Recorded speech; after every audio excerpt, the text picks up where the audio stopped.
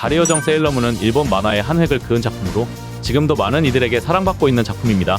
세일러문을 상징하는 대사 달을 대신해서 버려주겠어는 당시 국내 번역 담당자가 어색하고 음률이 맞지 않다는 이유로 정의의 이름으로 널 용서하지 않겠다라고 부드럽게 번역했는데 지금도 세일러문을 상징하는 유명한 대사로 자리 잡고 있죠.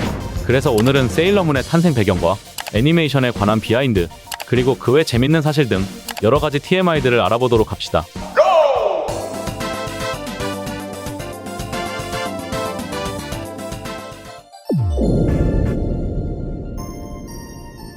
원제는 미소녀 전사 세일러문으로 나카요시에서 1992년 2월호부터 1997년 3월호까지 5년간 연재되었으며 총 18권으로 완결, 2023년 1월을 기준으로 전세계 누계 발행 부수 4,600만 부를 기록하고 있다.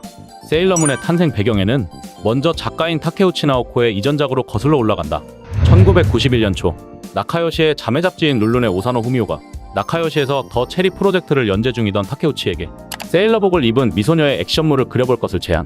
타케우치 나오코도 이 제안을 받아들여 그의 여름의 코드네임은 세일러보이라는 단편을 게재하는데 괜찮은 반응을 얻어 연재화가 결정된다. 92년 봄부터 부정기적 연재를 개시하여 97년에 완결을 지었고 완결이 난 연도는 세일러문과 같은 해였다. 여담으로 이 만화의 주인공은 아이노 미나코로 세일러 비너스와 동일 인물이지만 이 만화가 최초로 그려졌을 때 세일러문에 대한 기획은 전혀 없었기 때문에 처음에는 세일러문과 관련이 없는 작품이었다.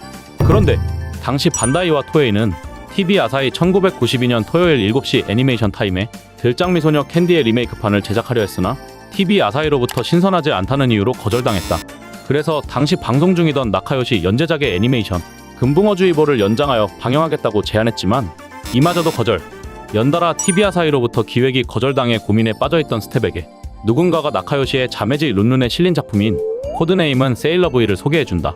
소문에 따르면 이때 아사기리 이외 만화도 후보에 있었지만 아사기리 본인이 애니메이션화에 소극적인 반응을 보였고 반대로 타케우치 나오코는 애니메이션화에 적극적인 반응을 보였기에 코드네임은 세일러보이가 채택되었다고. 아무튼 이렇게 코드네임은 세일러보이가 애니화되는가 싶었으나 반다이에서는 이 만화를 읽어보고 세일즈 포인트, 즉 판매 포인트가 부족한 작품이라 지적하였고 거기에 덧붙여 세일러만 연필의 등록 상표와도 겹치는 바람에 이 만화를 애니화하기보다 차라리 설정을 확대 발전시켜 새로운 신작을 만들어보자는 기획이 나오게 된다.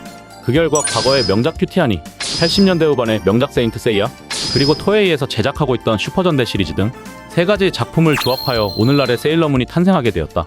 즉, 세일러문은 기획 당초부터 애니메이션을 위해 그려진 만화였던 것이다. 작가인 타케우치도 세일러문에 가장 큰 영향을 받은 것은 미소녀 가면 포아트린과 슈퍼전대 시리즈라고 말하고 있다. 이렇게 시작된 세일러문은 연재 독자 앙케트에서 1위를 차지, 단행본의 초판 발행 부수가 50만을 돌파하고 1993년 무렵에는 발행 부수 205만을 돌파하면서 나카요시의 간판작으로 등극한다. 세일러문의 편집자였던 오사노 후미오의 증언에 따르면 타케우치는 기획 초반 캐릭터들의 의상을 개별적으로 디자인했지만 본 작품이 애니메이션화될 것을 의식하여 의상을 통일했다고 말했다. 또한 작가인 타케우치는 아버지가 보석상으로 부유한 가정에서 자랐기 때문에 등장인물들 대부분 부유한 집안의 자식들이다. 그래서 이 작품은 당시 부유층의 리얼한 생활을 엿볼 수 있었다고. 게다가 작가 본인이 고등학교 때는 천문부, 대학교에서는 약학을 전공했으며 점술에도 흥미를 가지고 있었다고 한다. 이런 이공계적 지식과 함께 작품의 모티브를 그리스 신화에 나오는 달의 여신 셀레네와 엔디미온의 비극적인 사랑을 모티브로 삼았다고 한다. 이런 그녀의 배경 지식 덕분에 아군 캐릭터의 네이밍은 행성에서 유래되었고 저 캐릭터 이름은 부친의 직업 때문에 자신도 흥미를 가지고 있었던 광물에서 유래되었다. 실제로 타케우치는 만화를 그리다 캐릭터 이름이 떠오르지 않으면 직접 야마나시 보석 박물관에 가서 광물을 보며 이름을 구상했다고.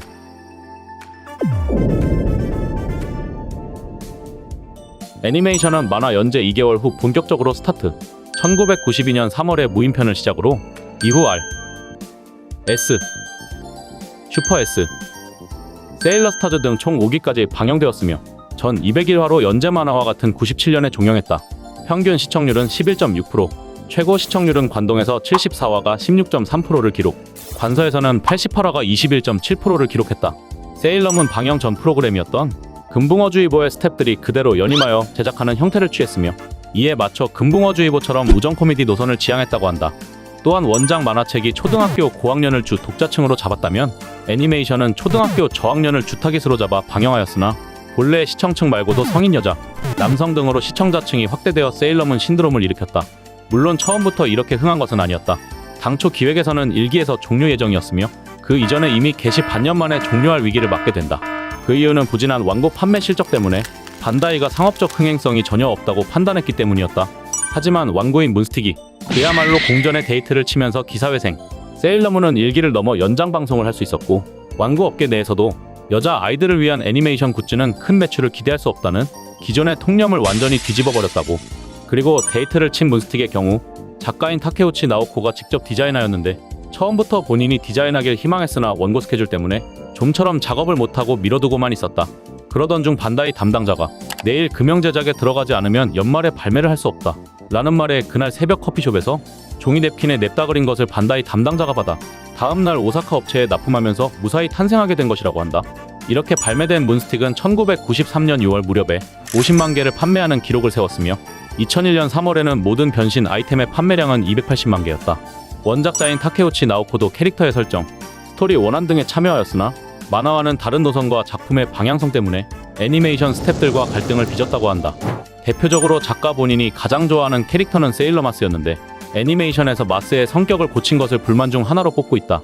애니메이션에서의 변신 장면은 후대의 작품들에게도 상당한 영향을 끼쳤다. 초대 감독이었던 사토 주니치의 말에 따르면 변신 장면은 초전자 로봇 콤바트라브의 로봇 합체 장면을 기반으로 했다고 말했다.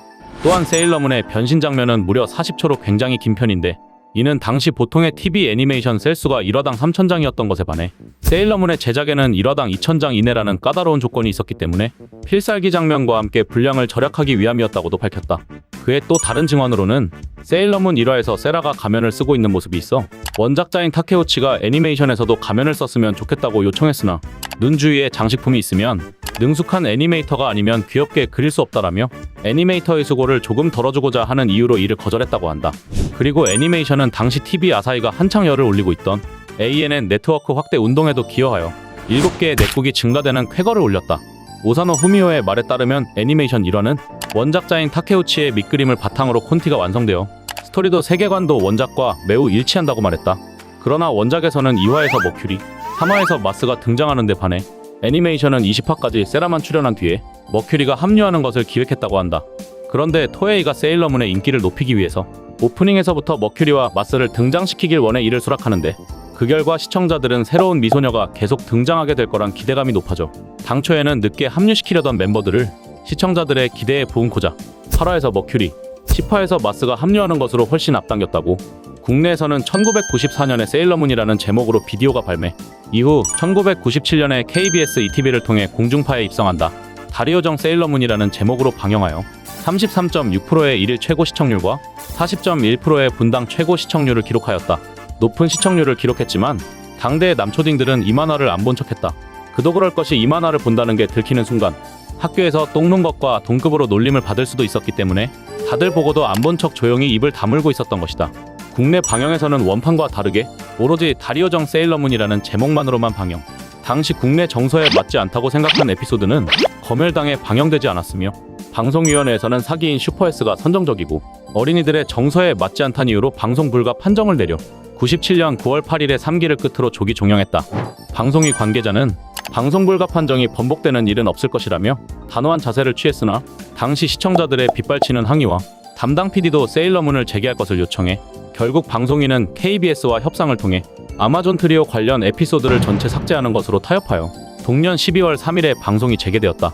이리하여 국내에서는 98년 6월 11일까지 검열된 에피소드를 제외한 총 163화가 방영되었다. 또한 원작에서는 중학생이었던 주인공 일행이 국내 방영에서는 고등학생으로 나이를 먹게 되었다. 이유는 중학생인 세라가 대학생인 레온과의 연애가 불건전하다고 판단해서라고.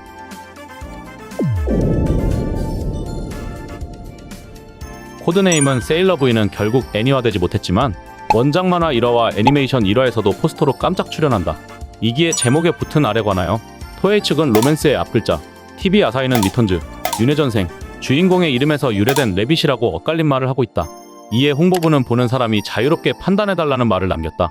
작품이 장기화됨에 따라 꼬마 세라를 주인공으로 하자는 의견이 방송국과 제작사에서 대두되었다.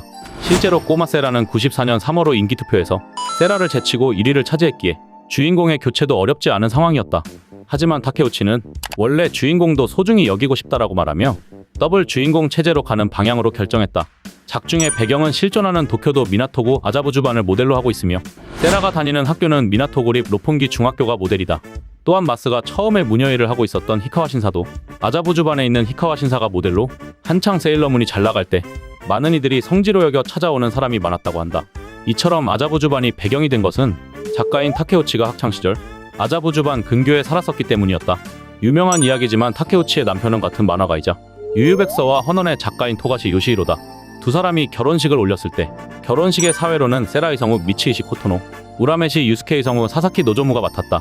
두 성우는 각각 세일러문과 유유백서의 주인공 역을 맡은 성우들이었다.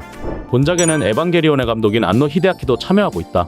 우라노스와 넵튠의 변신 장면 연출을 맡았으며 세일러문에서 상당수 영감을 얻어 에반게리온 제작에 참고했다고 말한 바 있다. 실제로 그의 강력한 희망으로 이카리 신지 역에 레온의 어릴 적 시절을 연기한 오가타 메구미가 캐스팅되었고, 미사토는 세라의 성우 미치이시 코토노를 보고 영감을 얻었다고 밝혔으며 아야나미 레이의 이름은 마스의 이름인 히노 레이에서 유래되었다. 본작에는 짱구는 못 말려의 주인공 짱구도 카메오로 등장한다. 외모는 어떻게 보든 짱구처럼 보이지 않지만 하는 행동은 짱구 그 자체.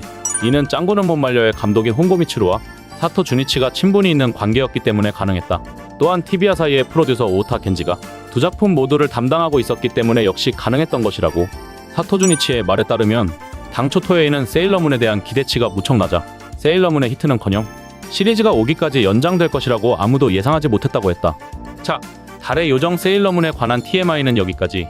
이번에 다루지 못한 캐릭터에 관한 TMI는 다음 영상에서 다루도록 하겠습니다. 영상이 재밌었다면 구독과 좋아요, 그리고 알림 설정까지 부탁드립니다. 그럼 다음 시간에 또 만나요. 안녕!